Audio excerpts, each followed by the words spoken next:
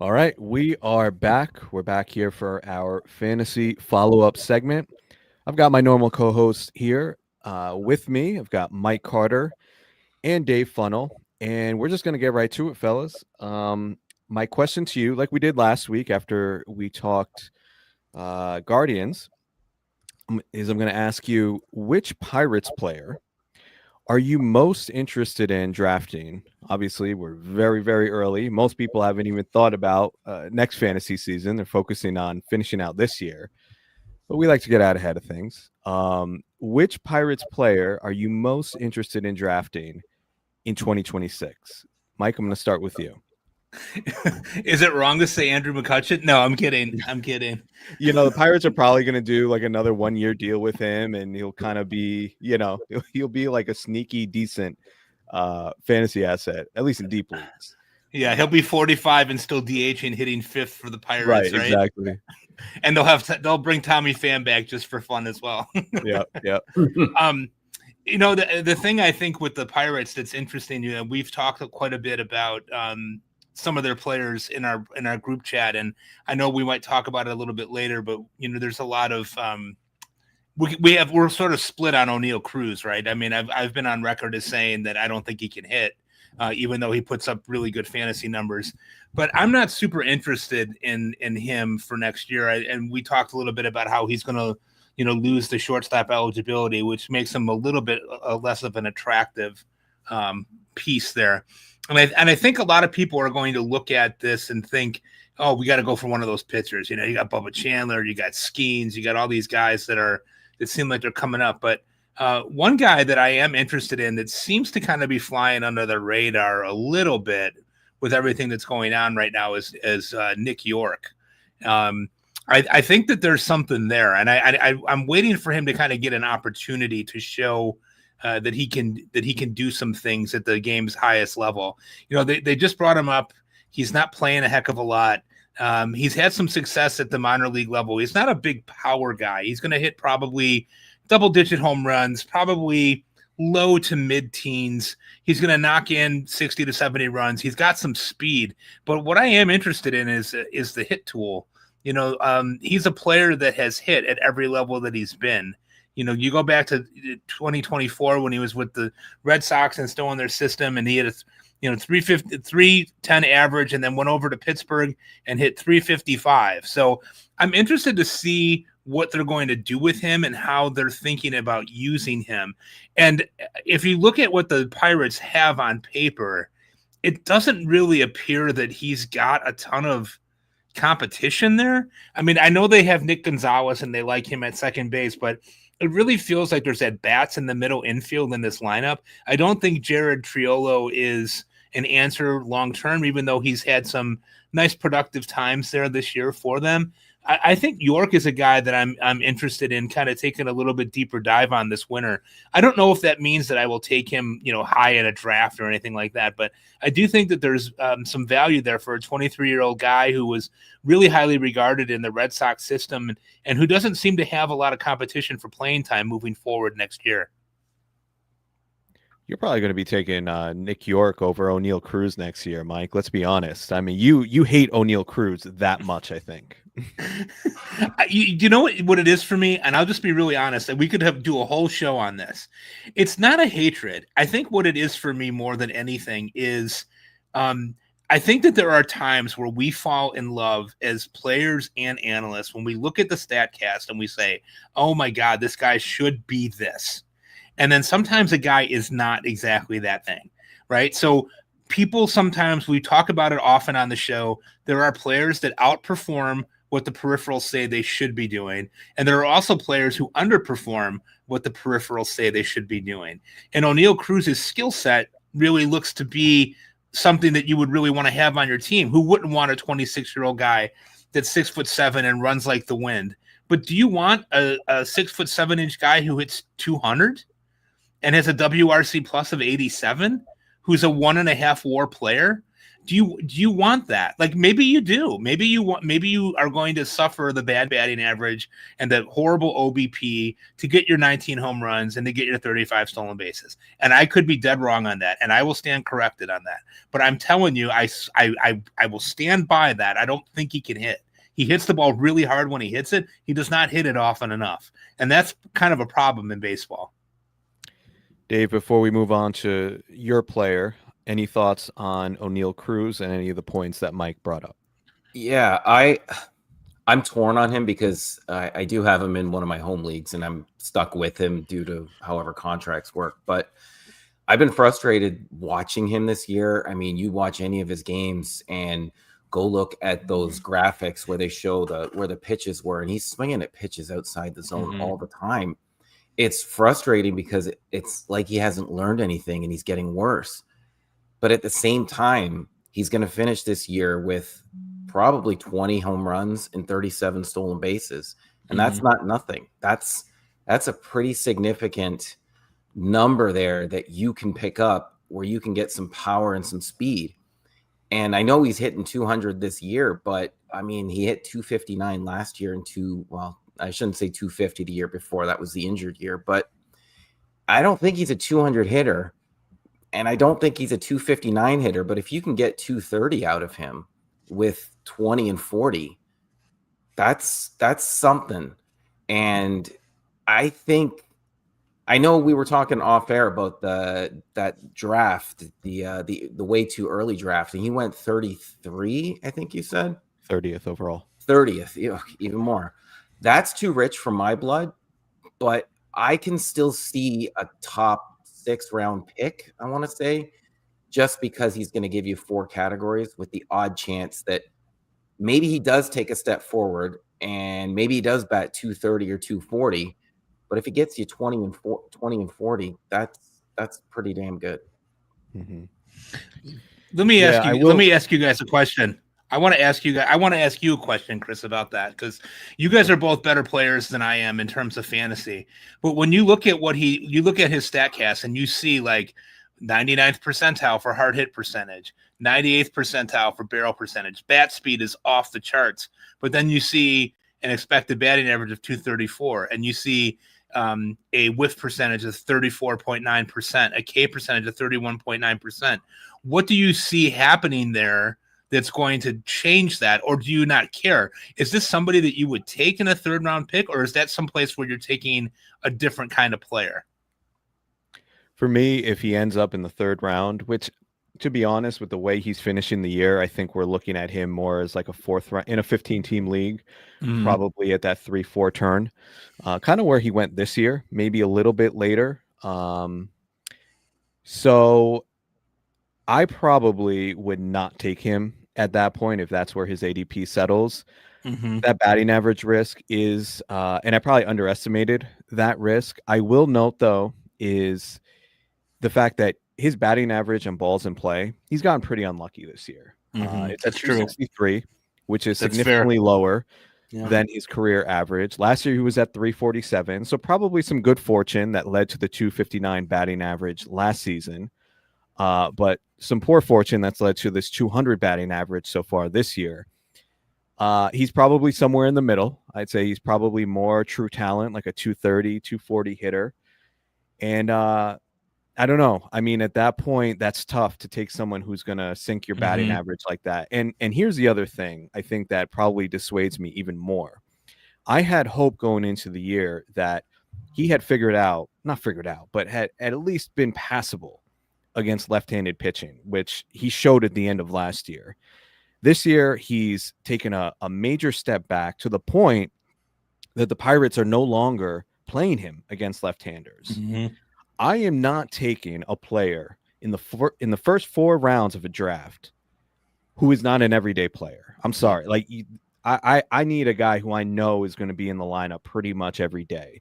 I'm not taking platoon players at that point. So, for me, I'm probably going to be out on him unless I don't see anything changing. And, I really think he's someone who needs a change of scenery. I talked about a little bit with Noah, Mhm. and there does seem to be some frustration, unhappiness. I mean, there were already a little bit of like off the field concerns with him, and I think being in that environment in Pittsburgh, a losing team, just no one protecting him in the lineup. I think that's just I don't see things really changing for him. Maybe he gets a little bit luckier next year with the BABIP, but not someone that I'm willing to invest a premium pick in. Mhm. Dave, let me toss it to you. Who is your player that you're most interested in heading into next year? I'm really interested in Braxton Ashcraft. I like what he's been able to do this year. I mean, he entered the season as one of the team's top prospects and one of their best pitchers. And I think he's got one of the best stuff on the team. I think Eno had it at 115 stuff plus, which is pretty incredible. This season, he's a 247 ERA, 120 whip, 23% K rate, 8.6% walk rate. That's pretty good.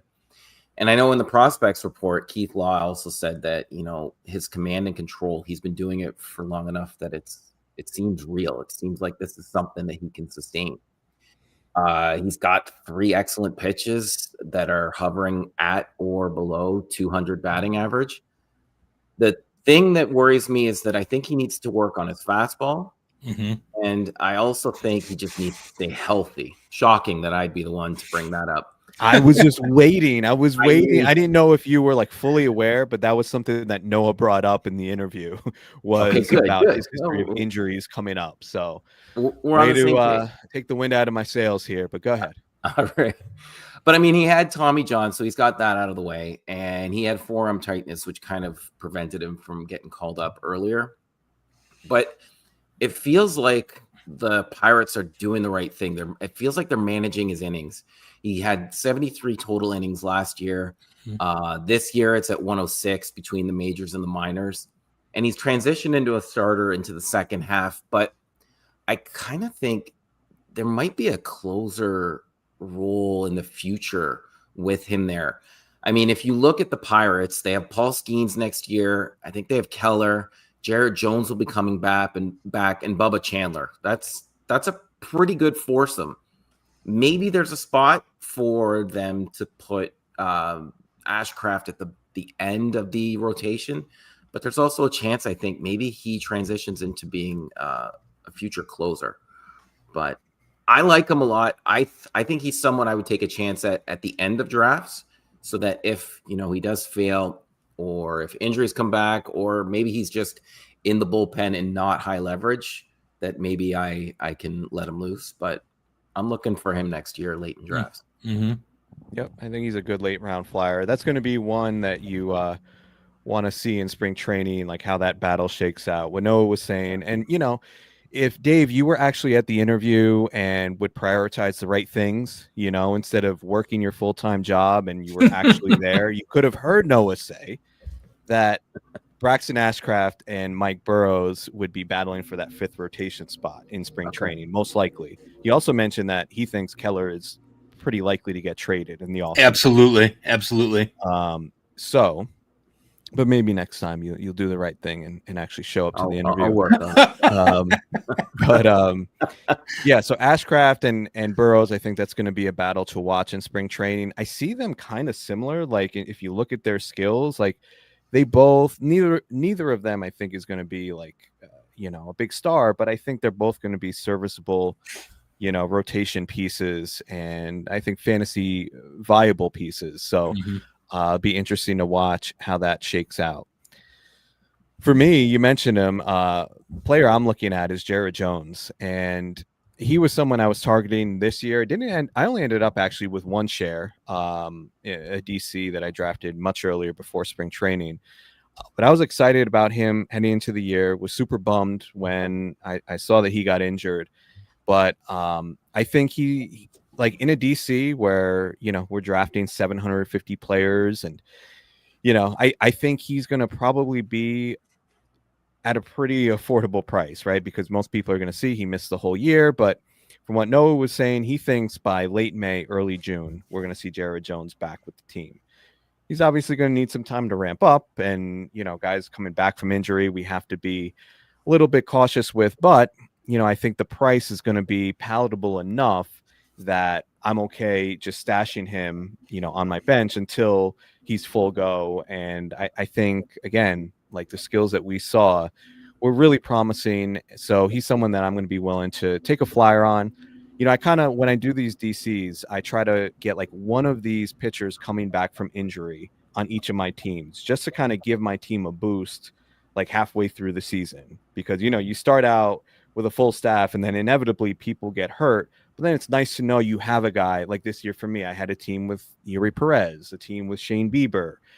Bieber took much longer than I thought, but just to have that guy that comes back and you're getting quality production, that can be a really nice boon for your team. So Jared Jones is someone that I think I'll be buying into the discount next season. Mike, I want to ask you about this Pittsburgh bullpen. Right now, it looks like Dennis Santana is the capital C closer for this team. Kind of just happened because of the trade of David Bednar. I don't know, like Dennis Santana is not like some lockdown. He's not Cade Smith, right? Like we talked about the Guardians bullpen last year, and it was pretty obvious like who the guy was, because Cade Smith was just, he's just an extremely talented reliever. I don't know if anybody really feels that way about Dennis Santana, but we know how cheap the Pirates are, right? And we know Santana has the job right now. What's the likelihood you think that we're just going to go into next year and say, we're almost going to look at Dennis Santana like a Kyle Finnegan, right? Like a guy in a bad team who just has a job, not great skills, but we're just in it for the saves, baby. So who cares? Yeah, you said a couple of key things. The Pirates are notoriously cheap. I think he's arbitration eligible next year, contract wise. He's kind of a 29-year-old, dare I say, journeyman. If you look at his StatCast, it is kind of interesting to go back through the years and see how he's developed over time. He's generally, if we had to kind of have a rule of thumb for how we look at him, historically he had been a pretty high ground ball type of pitcher, except 2 years ago he added a little bit of velocity, and that really seemed to help him out. And he's got a really good chase percentage. He gets guys to go after stuff. But there are some warning signs here that we might want to take a look at. His ERA is 2.29. His expected ERA is a full run and a half higher than that at 3.69. He's given up the largest hard hit percentage of his career. He's got the lowest strikeout percentage that he's had in his career, 21.8% strikeout. And he's getting the job done. I'm surprised that he was not traded. I thought he was going to go when Bednar moved too, and I thought, they'll just let Isaac Mattson close. But Isaac Matson's 30 years old too. It's not like he's a young prospect. I think the chances are actually pretty high that they go into the next year with Santana being the guy that's their closer. Is he really cut out to be a closer? I would say no. I see some warning signs. I think, like I said, the exit velocity was up way higher this year than it was last year. There's some things there that could go wrong in a hurry. I think he's a little miscast as a closer. He's a really good 7th or 8th inning guy. To Dave's point earlier, if Pittsburgh did do something, I don't want to say unthinkable, and look at a guy like Braxton Ashcraft as their closer, I think he's absolutely got the stuff to be able to do it. And when he first came up, I thought that might be the direction they were going in, although they did say at the time that they were going to give him some starts, and they did that really to manage his workload, as you guys were saying. But as of right now, I think Dennis Santana is the closer there. In terms of where I would place him in relation to other closers, he's definitely in that lower third for me, just because I think there's a high risk of volatility here. Yep.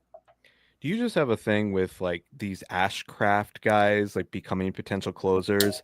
I heard from you for years about Graham Ashcraft and how he was the guy. Eventually, I'm still waiting for him to be the Reds closer. Now we're on to a new Ashcraft. Now I'm going to be hearing for the next 3 years of this podcast how Braxton Ashcraft is the guy who should be in the closer role.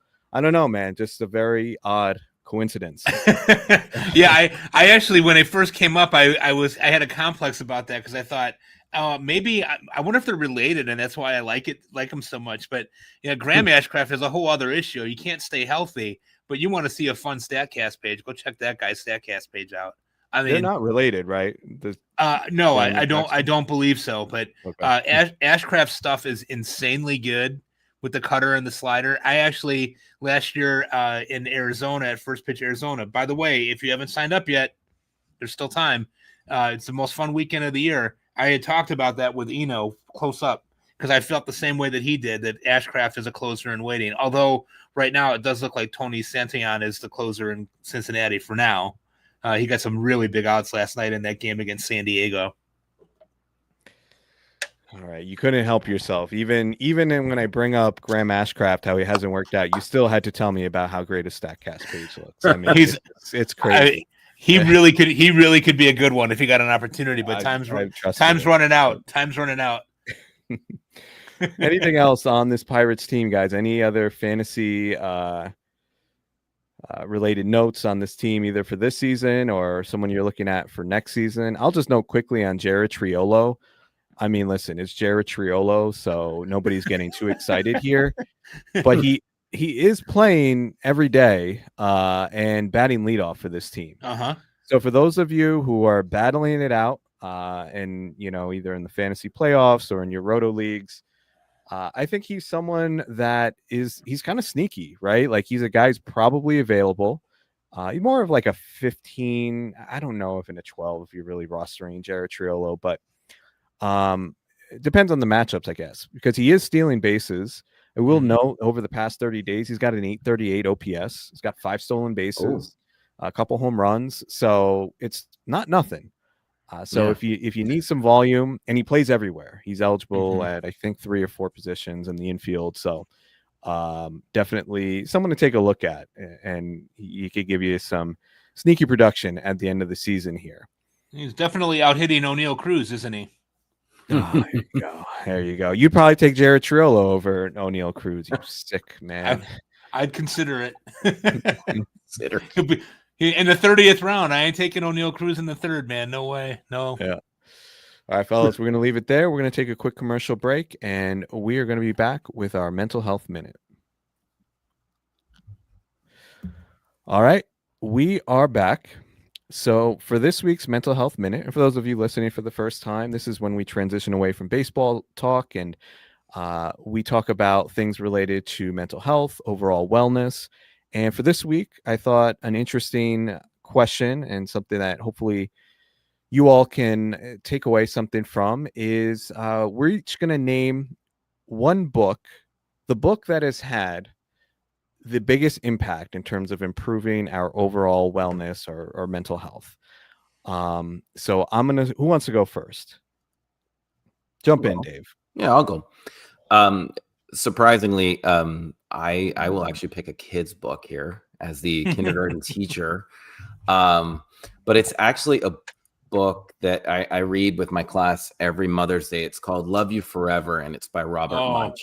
I can't even read that. I start to cry every time I look at it. Yeah, it's a difficult book to get through, and it does hit me hard. But it actually opened my eyes years ago just about how so for those who don't know, it's just a story about how a mom would be there for their child years after years. You see the child as a baby, you see the child as a toddler, and it just grows up to the point where at the end, then it's the son who was the baby as an older person coming in and taking care of the mother. And throughout the song, every couple pages, it's the same song that the mother sang to the child, but then the child sings to the mother. It's but it's someone who's living with his mother who is going through a lot of things. I mean, she was just diagnosed with cancer recently. But she will be okay, and it is something that they can get rid of. Knock on wood, it's been great. But just taking care of her and seeing how she's over the years, she's not the strong woman that she was, and she does need me and other people and my sister who's been outstanding, and it just helped me deal with that fact, knowing that she does need me, and it's okay. Everything is going to be okay because I've learned from her and I can be there for her. And it's every time I read this book I think about her. So that's awesome, Dave. That's great. Thanks for sharing. Mike, what about you? I'm in a little bit different direction because you guys know I'm a thief of joy. So, No, Dave is usually the I'm thief, yeah. thief of joy. Yeah, uh, you're not too bad with that.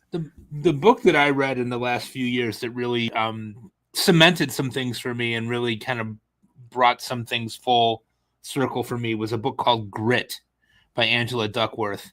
And maybe some of you out there who are listening have heard of it or read it. And she's a psychologist, and what she found was she was studying what the key to success was for people, like what things made them be successful. And the book really kind of started with talking about and talking with teachers who worked in really tough schools. So I related to that pretty easily. And what it was, what she said was, in studying those things, it really wasn't any one trait that stood out as to why people were successful and seemed happy in their careers. But she termed what was important the idea of grit, and what she referred to it as is not only the passion that you exude for something that you do, but how well you're able to persevere when the chips are down and things aren't going well. And for anybody who's looking for a good read, it's an easy read. It's not like super highline psychology stuff that would be difficult for somebody to read through.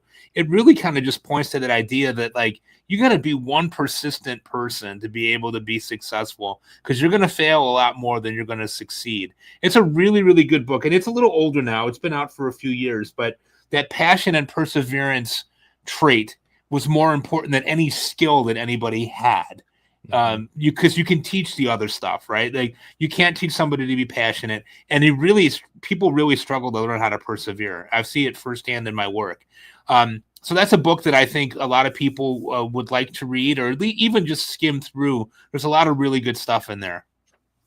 Yep, good stuff. Yeah, I haven't actually read the book, but I've heard a lot of podcasts with Angela Duckworth and seen things, and it's like a whole curriculum at the school that I used to work at. There was a whole curriculum around grit, and yeah, it's really taken off, and there's so much to be gained from that.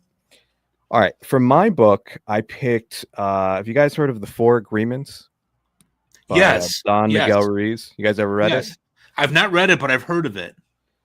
I highly recommend, man. It's a very quick, easy read, but there's so much wisdom within it. I'm just going to read on the cover of the book here. I have it in front of me.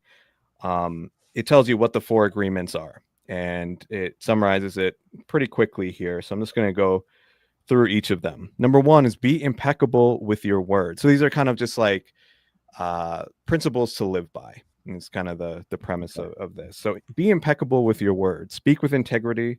Say only what you mean. Avoid using the word to speak against yourself or to gossip about others. Use the power of your word in the direction of truth and love. That's the first agreement. Second one is don't take anything personally. Nothing others do is because of you. What others say and do is a projection of their own reality, their own dream. Mm-hmm. When you are immune to the opinions and actions of others, you won't be the victim of needless suffering. Third one is don't make assumptions. Find the courage to ask questions and to express what you really want. Communicate with others as clearly as you can to avoid misunderstandings, sadness, and drama.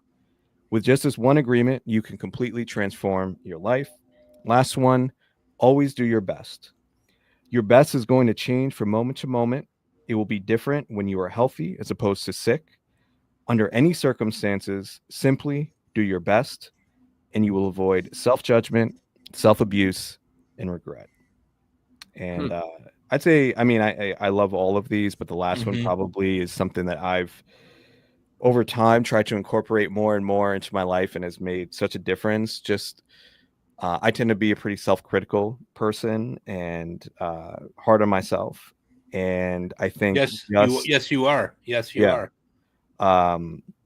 So I think just incorporating that idea of I'm just going to do my best, whatever it is, right? Whether it's this podcast, whether it's work, being a dad, being, what all the roles that I have, right?